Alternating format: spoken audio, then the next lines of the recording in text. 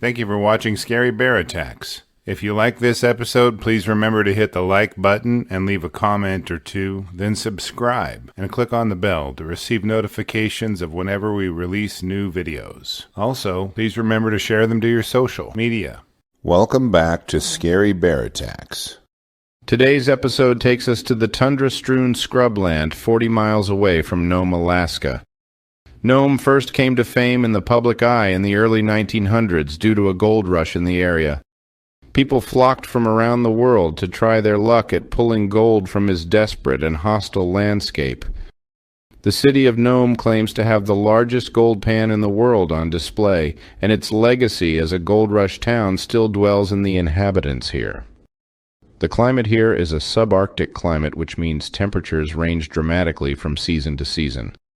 Since it is located near the sea, the humidity moderates these temperature swings compared to more inland locations, but January still averages only 5 degrees Fahrenheit and July averages 52 degrees Fahrenheit. With just over 17 inches of precipitation each year, this area sees a small amount of rain or snowfall on most days. This land is rolling hills covered with gray willow interrupted by stands of balsam poplar and black crowberry trees. Blue joint and common woodrush are grass-like plants that grow around every area with enough water to support them. Animals you might see if you visit Nome include muskox, moose, and caribou. The predators that prowl this area include wolves, wolverines, and brown bears, but this is also the winter range for polar bears and their common companion, the Arctic fox. The Seward Peninsula has over 300 miles of gravel roads, which allows its visitors abundant access to remote locations. But some of these locations are so isolated that in the event of a problem, you may be on your own to solve it. The surf pounds the rocky shore, which gives way to sandy beaches, while glacial streams bubble up from subterranean aquifers, providing the visitors, animals, and plants pure and clean water for survival. On July 12, 2021, Richard Jesse was heading out to his remote mining camp. He was approaching his 6th decade in life, and his values were changing. He didn't mind being alone in remote locations while he searched for gold and basked in the solitude of the area.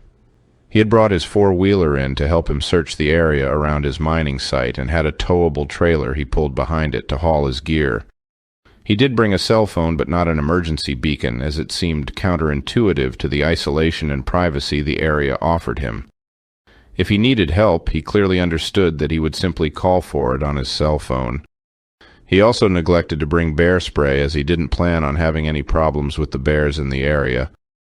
They had never bothered him much before, so why would this trip be any different? The only self-defense item Richard had brought with him was his pistol, though it isn't clear what brand, make, or caliber it was. He brought about a box of pistol ammo with him, just in case. Before departure, Richard had made sure to tell his friends where he was going and what time he should be back.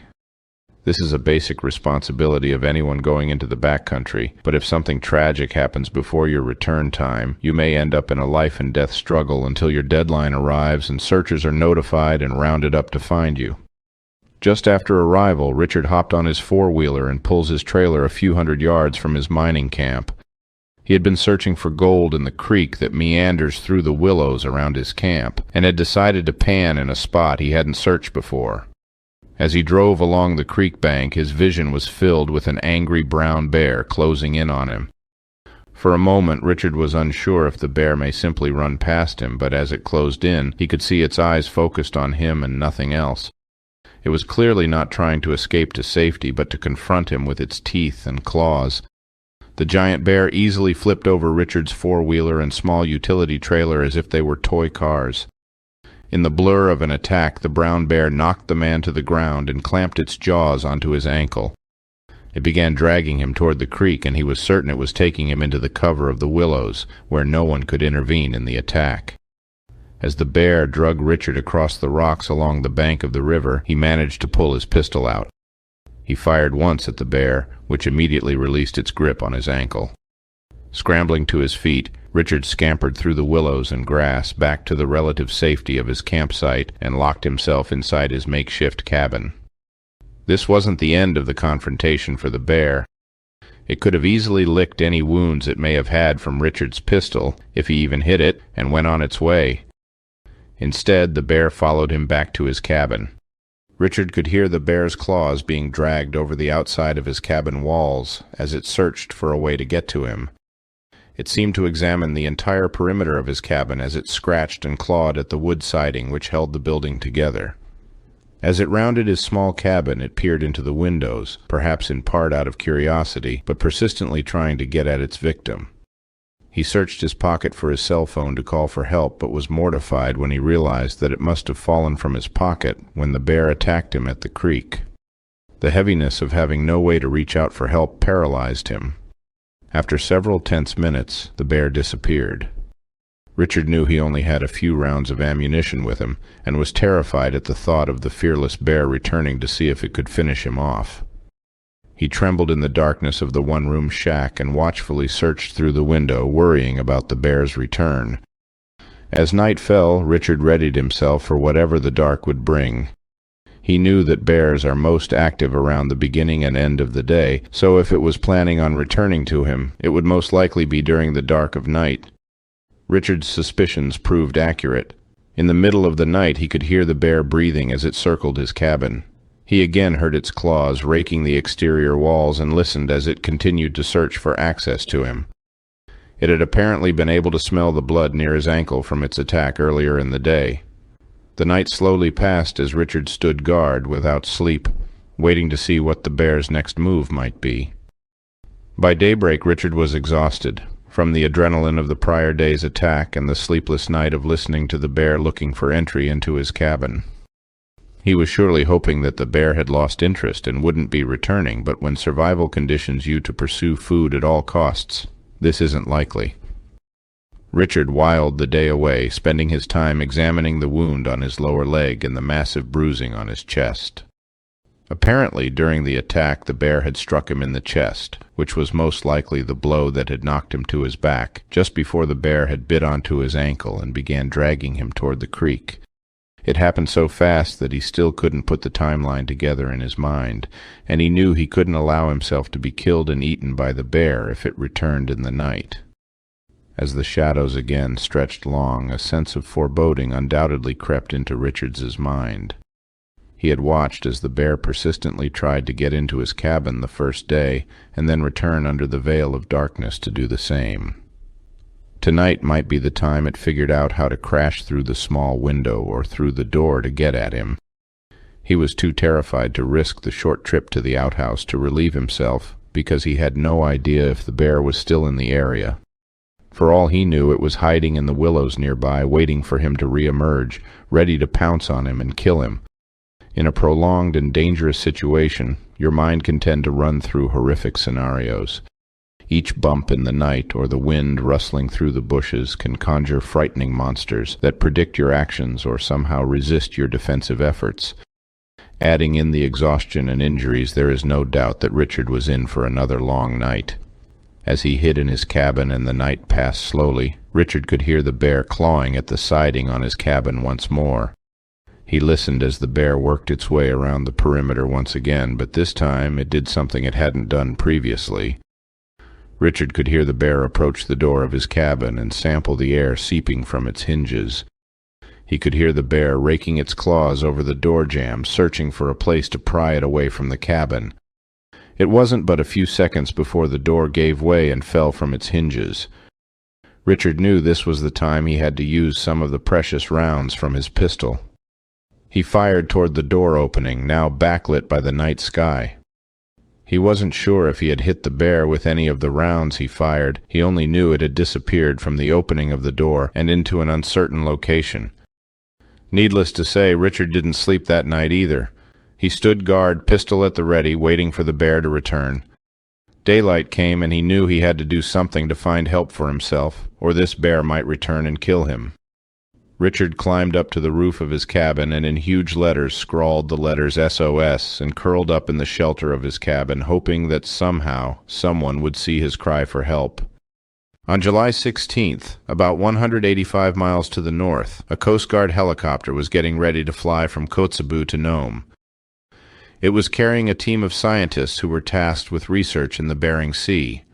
A short distance into its travel route, the helicopter ran into a mass of dense clouds and had to change its route by about 1 mile. As the helicopter flew across the ground, they noticed a man waving his arms around while holding up a white piece of cloth. They could see writing on the roof of the buildings requesting help. They immediately circled and reduced their altitude so they could land and investigate what had occurred. As the crew examined Richard, they could see he was all beaten and battered, and he had only 2 remaining rounds in his pistol. His leg was wrapped with an improvised bandage, and he had bruises on his chest and various other parts of his body. The Coast Guard crew helped Richard aboard the helicopter and quickly lifted off. Richard relayed the details of his encounter with the brown bear as the helicopter crew rushed him to Nome and the ambulance waiting for him there. After the helicopter landed, Richard walked himself to the ambulance. He was hesitant to lie down on the gurney and had obviously begun to come down from the adrenaline of the past 4 days. An Alaska State Trooper, Aileen Witowski, noted that Richard wasn't mauled in the classic sense, but had sustained several injuries during the altercation with the brown bear. The wounds Officer Witowski couldn't see were the mental ones, the terrifying dreams that would pull Richard from peaceful rest each night. Richard stated that he would forever remember the face of the Coast Guard helicopter crewman who had rescued him. He expressed gratitude that someone was looking out for him. His lesson in all of this was that he should never go out alone and swore to never do that again. As for the bear, there was no source I could find that indicated if any of Richards's bullets wounded the bear or if it was the same bear that had tormented him each night. There was no indication of any hunting party setting out to kill the bear, and it appears to have been chalked up as an unfortunate incident in which the bear may have been protecting her cubs in the initial attack. The Alaska Wildlife Agency says that when you run into a bear, you should try to back away slowly and stay calm. You should talk calmly to the bear and face toward it. Staying in groups can help deter an aggressive or curious bear, and you should try to look larger by slowly waving your hands above your head. If the bear follows you, then stop your retreat. If it focuses on an individual, use nearby items to make noise, bang pots and pans together, raise your voice, and throw rocks or sticks, as well as deploy bear spray once the bear is in range. In regard to keeping bears away from your camp, they say to keep garbage and food secure and clean up each day before retiring for the night.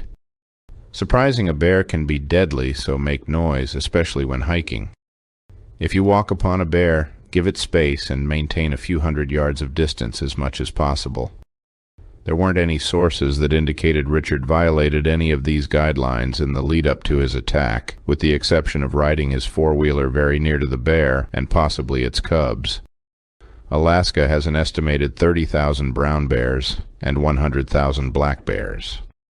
A report in 2019, published by Alaska health officials, indicated that 68 people were hospitalized in 66 bear attacks between the years of 2000 to 2017. There were 10 human fatalities due to bear attacks during this same time period. Petty Officer Allie Blackburn indicated that it is very unusual to have several encounters with the same bear, which makes Richards's case very unusual. After reviewing the details of this episode, I'm left with a few questions for you. Do you think it was the same bear that was harassing Richard each night at his cabin? Do you think the bear's initial attack was predatory or defensive? Should Richard have ventured out during daylight hours in search of his cell phone? What could Richard have done differently to avoid this bear attack or find help once it happened? I will be glad to read and answer your questions, so please post them in the comments section below, and let's talk about it. Thank you for watching Scary Bear Attacks. If you've enjoyed this episode, please consider clicking on the like button and clicking on the bell icon. We'll help you know when we post our new episodes. Posting our video links to your social media profiles furthers awareness, and it's fun. We slashed our prices in our merch store, linked below, so check out the bargains there while you shop. As a member of our human community, remember to adventure bravely and be careful out there, especially in bear country.